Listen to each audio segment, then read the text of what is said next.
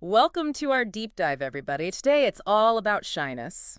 Ooh, yeah, a big one. And you guys sent us a ton of stuff to look at. Yeah, we've got stories, we got research, we even have some theories about like how society shapes shyness. Right. It's a lot to unpack. It is. So we're going to try to help you kind of sort through it all. Yeah, find those like golden nuggets in there. Yeah. And one thing that really jumped out at me was this idea of like a shyness journal. Oh, I interesting. was thinking about it like, what if Darwin, when he was on the Galapagos, Yeah? had kept a finch beak weirdness journal? Uh-huh. Like what kind of insights would we get if we tracked shyness like that? Well, it's interesting you should say that because the source material actually talks about how shyness itself might be like an evolutionary adaptation. Oh, okay. So this isn't just like modern awkwardness. Right. This is something that goes way back. Exactly. And like one of the research papers suggests that for early humans, Hmm. being cautious and observant in new situations could have been a survival advantage. Oh, so not just awkwardness, but like ancient safety mechanism. Exactly. That is fascinating. Yeah. But let's bring it back to like the personal experience. Yeah, for sure. Because some of the anecdotes that you guys sent in were just so relatable. They were. And the source material uses some really vivid language to describe those feelings. Yeah. Like one person described it as, feeling like a deer in headlights. Yeah. You want to engage, Mm.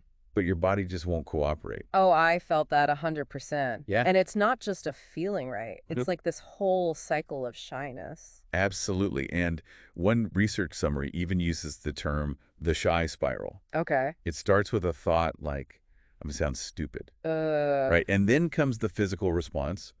Maybe your heart's racing, maybe you're blushing, yeah. and then you avoid the situation entirely. Oh, yeah. And then that just reinforces the belief that you're not good at socializing. It's like a self-fulfilling prophecy. Exactly. You think you'll mess up so your body reacts like you already did. Yes. And then you just avoid the whole thing, proving yourself right in a weird way. Yeah, and that's the spiral. Oh, man. But one of the researchers proposes a really interesting alternative to that. Okay. What if instead of the shy spiral, we thought of it as the curiosity loop? The curiosity loop. What if when those anxious feelings come up, we reframe them as signals that something interesting is about to happen? Oh, I like that. Yeah, Instead of, I'm going to mess this up. It's like, oh, this could be an opportunity to learn something new. exactly. And it's still a loop, Yeah. but a positive one. It's like a positive feedback loop. Yeah. I like that. Yeah, and that shift in perspective could be so powerful. Yeah. And another takeaway from the source material is that shyness isn't always about like fear of negative judgment. Okay. Sometimes it's about an intense sensitivity to stimulation. So it's not just what other people think. Right. It's about how your own system is like processing things. Exactly. And one article mentions this thing called sensory processing sensitivity. Okay. And it's this trait where some people are just more attuned to subtle details in their environment. Huh. They might find large crowds really overwhelming Oh, yeah. or loud noises really distracting. And this can lead to behaviors that might look like shyness. So like somebody might seem withdrawn at a party, not because they're afraid of judgment, but because the music is too loud or Right. there are just too many conversations happening at once. Precisely. And this understanding can be so validating for people who experience shyness. Yeah. It's not a flaw. Right. It's Yeah. a different way of experiencing the world. It's about understanding the why behind the behavior. Exactly. So how does this play out in relationships? Well, the source material highlights how this sensitivity, this tendency towards shyness, Yeah. can create unique challenges in intimate relationships. Yeah, I can imagine. Like one of the personal stories talked about even small acts of affection, like Yeah. holding hands could feel overwhelming at times. Right. And the source material points out that this isn't about a lack of desire for intimacy. Mm-hmm. It's about finding ways to express that intimacy in a way that feels safe and comfortable for everyone involved. So it's about communication and finding a rhythm that works for both partners. Exactly. One of the researchers suggests thinking about it like dancing. Okay. Sometimes you need to adjust your steps to accommodate your partner's style, Mm-hmm. and sometimes you need to communicate what you need to feel comfortable.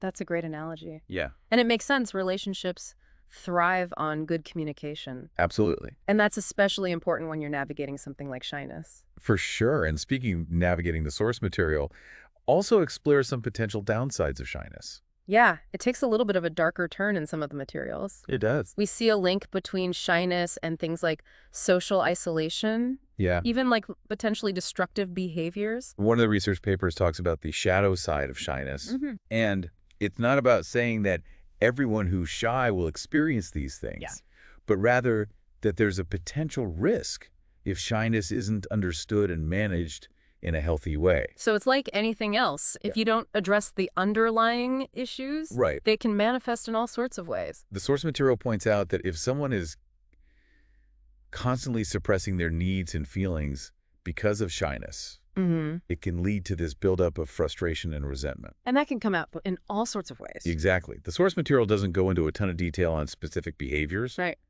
but it emphasizes that understanding those root causes of shyness Yeah. and developing healthy coping mechanisms Yeah. is crucial for well-being overall.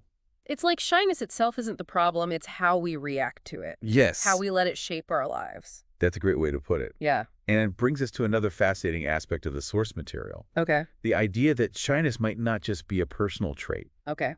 but something that's actually influenced by society itself. Now, this is where things get really interesting. It does. Almost a little conspiracy theory-ish. A little bit. Like, is society deliberately making us shy? Well, not deliberately, maybe. Okay. But the source material does suggest that certain societal structures Mm-hmm.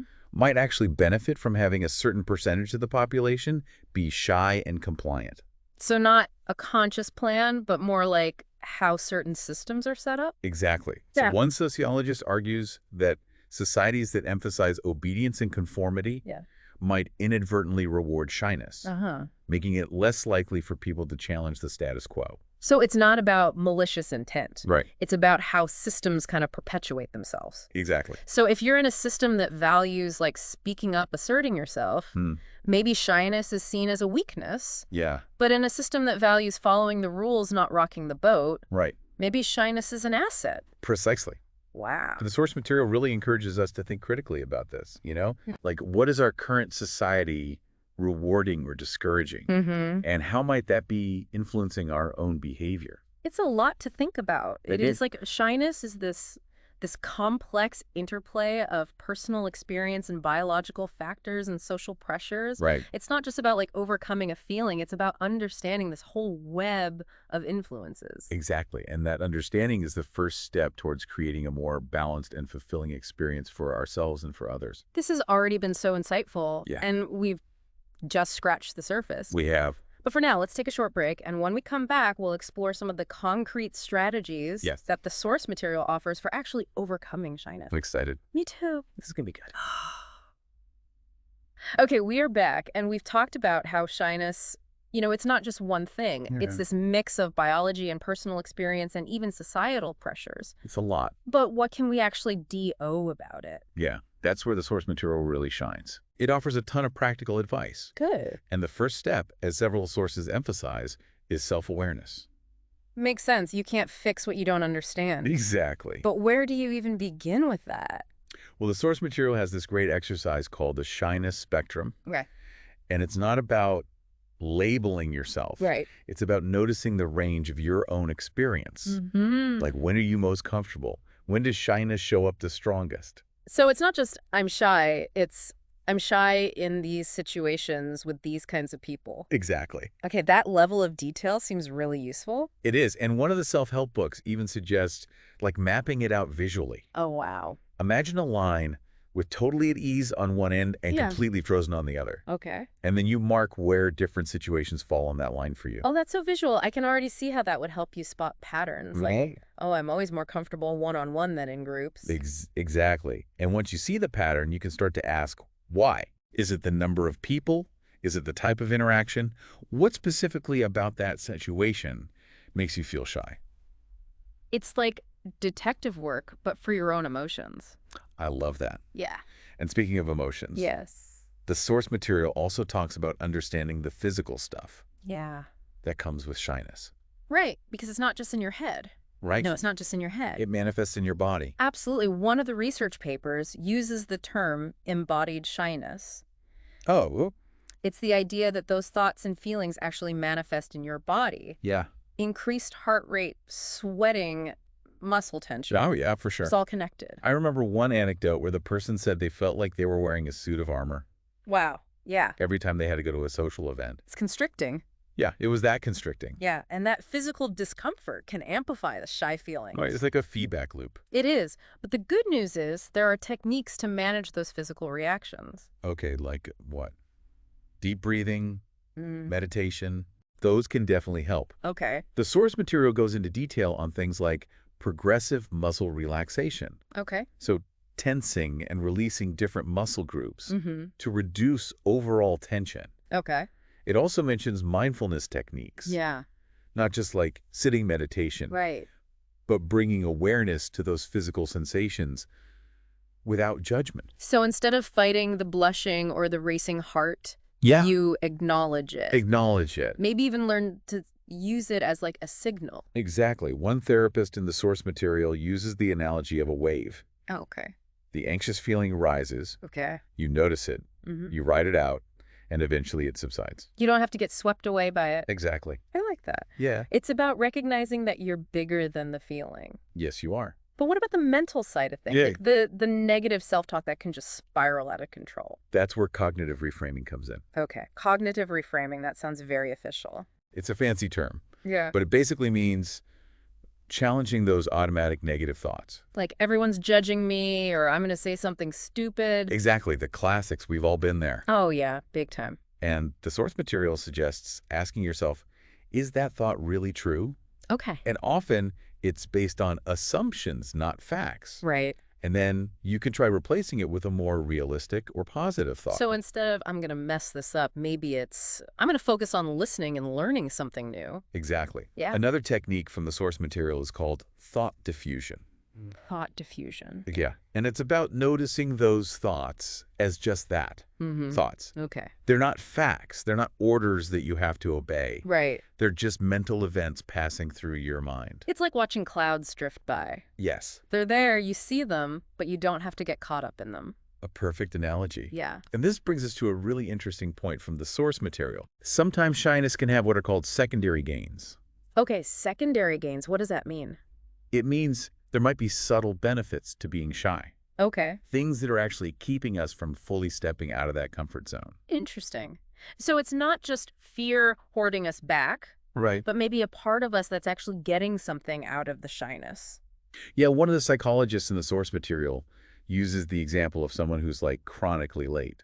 Okay. They apologize, everyone forgives them, and they kind of get away with it. Mm-hmm. The lateness becomes a way of getting attention, even if it's negative attention. So for someone who's shy, maybe it's about avoiding risks, Yeah. avoiding the possibility of rejection. Yeah, If you don't put yourself out there, you can't be rejected. exactly. Or maybe it's about the specialness of being the quiet one, the mysterious one. Right, right. You know, these are all unconscious patterns, Yeah. but understanding them can be a huge step towards change. But like once you see those patterns, you can choose whether they're actually serving you or holding you back. But all this focus on like individual change. Yeah. What about the societal stuff we talked about earlier? That's where the source material gets really thought-provoking. Okay. It challenges us to think about how we as a society can create environments that are more welcoming Yeah. to people of all temperaments, Mhm. including those who are shy. So not just fixing the shy person, Right. but fixing the system that might be making shyness worse. Exactly. One article talks about the importance of having quiet spaces in social settings, Oh, interesting. places where people can retreat from the noise and stimulation if they need to. It's like not everyone thrives in a giant, loud party. Right. Some people need a quieter corner to recharge before they can jump back in. And that's perfectly okay. Yeah. The source material also emphasizes the importance of valuing listening over talking. Oh, that's a good one. Yeah, in a culture that prizes extroversion, Mm-hmm. being a good listener is often overlooked. But good listeners are so valuable. They make you feel heard, understood. Yes. Those are the kinds of connections we all crave. Absolutely. And creating a culture that values those qualities can make a world of difference for people who are shy. Mm. It signals that their presence is valued, even if they're not the loudest voice in the room. It's about shifting from a culture of performance to a culture of connection. Beautifully said. Oh, And I think that's the heart of what the source material is trying to convey. Shyness in and of itself is not the problem. right. It's how we as individuals and as a society choose to respond to it. So if we can create a world that's more accepting, more inclusive, more Yes. understanding of different temperaments, Yes. then shyness can become less of a barrier and more of a strength. Precisely. It's about recognizing that diversity in all its forms Yes. enriches our lives and makes us more adaptable, more resilient, more creative as a species. It's like the world needs introverts just as much as it needs extroverts. We Absolutely. need the thinkers, the observers, the ones who see things from a different angle. We need them all. Yeah. And when we embrace those differences, when we create space for everyone to contribute in their own unique way, Mm, we all benefit. I love that. Me too. But I'm curious, the source material does offer some really concrete exercises and techniques Yeah. for actually overcoming shyness. Yes. Can we dive into some of those? Of course, there's a whole toolbox of strategies, and one that stood out to me is called the inner mentor. The inner mentor. Okay, I'm intrigued. Tell me more. It's based on the idea that we all have people that we admire, Mm-hmm. people who embody qualities we wish we had, Yeah. and it could be a real person, a Mm. fictional character, even a historical figure. Got it. Okay. So if I'm working on my shyness, maybe I choose someone who's like super outgoing and natural at making friends. Exactly. Mm-hmm. The exercise involves imagining that person as your mentor, Okay. guiding you through those challenging social situations. You can ask yourself, what would my mentor do in this situation? Yeah. Or what advice would they give me? It's like having a personal confidence coach in your head. Precisely. And it can be really powerful because you're tapping into the qualities you already admire Right. and want to cultivate within yourself. I love that. It's about finding inspiration and guidance from outside yourself. Yeah, But ultimately, it's about empowering you to take action. you got it. Are there other exercises like this that use this kind of visualization or imagination? There are another one that's particularly interesting is called the social success script. Ooh, the social success script. That sounds like a movie. It does. Tell me more. It's about taking control of your internal narrative. Okay. Instead of replaying those social anxieties in your head, Mm-hmm. you imagine a scenario where everything goes smoothly, Okay. where you're confident and engaging. So like a mental rehearsal, but with a happy ending. Exactly. You visualize the situation, you feel those positive emotions, Yeah. and you even script the dialogue that you want to have. Wow. It's about creating a mental blueprint for success. I can see how that would be helpful. If you've already played out the positive scenario in your mind, it Mhm. might feel less scary when you actually face it in real life. Right. It's like athletes visualizing their perfect race. Yeah. They're not just hoping for the best, Right. they're mentally preparing for it. Yeah. And speaking of preparation, the source material also emphasizes the importance of having a few go-to conversation starters. Oh, that's a good tip Yeah? in your back pocket. Yes. I know I always freeze up when I'm trying to think of something interesting to say. Right. And in those moments, it helps to have a few pre-planned questions or topics. Yeah. Things like, asking about someone's weekend plans or commenting on a shared experience, Ugh. like, this coffee is really good. Yeah. Anything to just break the ice. It's like having a cheat sheet for socializing. It is. And honestly, I think even the most extroverted people have a few of those up their sleeve. They do, for sure. But all this talk about like mental preparation, Yeah. what about actually getting out there and practicing those social skills? That's where the rubber meets the road. All right, let's do it. The source material offers a range of techniques for what's called graded exposure. Okay, graded exposure sounds a bit clinical. It does. What exactly does it mean? It's basically about starting small Okay, and gradually working your way up to more challenging situations. okay. So if the idea of going to a big party makes you want to hide under the covers, Mm-hmm. you might start by simply saying hello to your neighbor Okay. or striking up a conversation with the cashier at the grocery store. The baby steps. Baby steps. No need to jump in the deep end right away. Exactly. And as you get more comfortable with those smaller interactions, Yeah. you can gradually increase the challenge level. Mhm. Maybe you join a book club or you volunteer for an organization you care about. Right. It's about building momentum and confidence over time. And I imagine the key is to be patient with yourself, right? Absolutely. There will be setbacks, Or there will be awkward moments, but it's all part of the learning process. it's all part of the journey. Yeah. And the source material emphasizes self-compassion. Oh, that's so... Through this whole process, Yeah. it's about treating yourself with the same kindness and understanding that you would offer to a close friend. It's so easy to be hard on ourselves, especially when we're dealing with something like shyness. It is. But beating ourselves up just makes it worse. It does. And the source material offers some great tips for cultivating self-compassion. Okay, like what? Things like writing yourself a kind letter, Aw. focusing on your strengths, Mm. and celebrating your progress, no matter how small it might seem. These are all such great reminders. They are. It's not about perfection, it's about progress.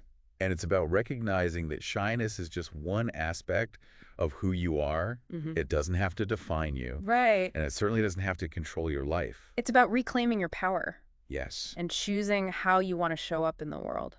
exactly. And that brings us to a crucial question that the source material raises. Hmm.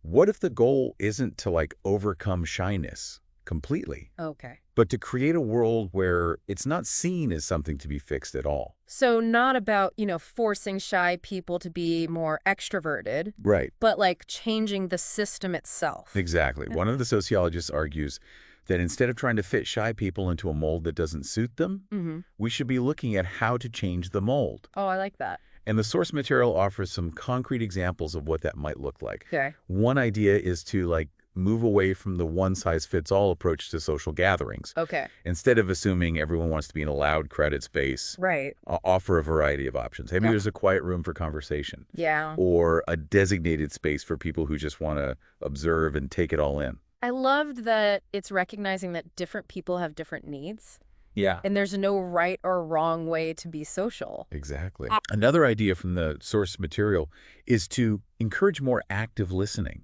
Okay. in our interactions, Mm-hmm. instead of always trying to fill the silence with our own words. Yeah. What if we focused on truly hearing what the other person is saying, Mm-hmm.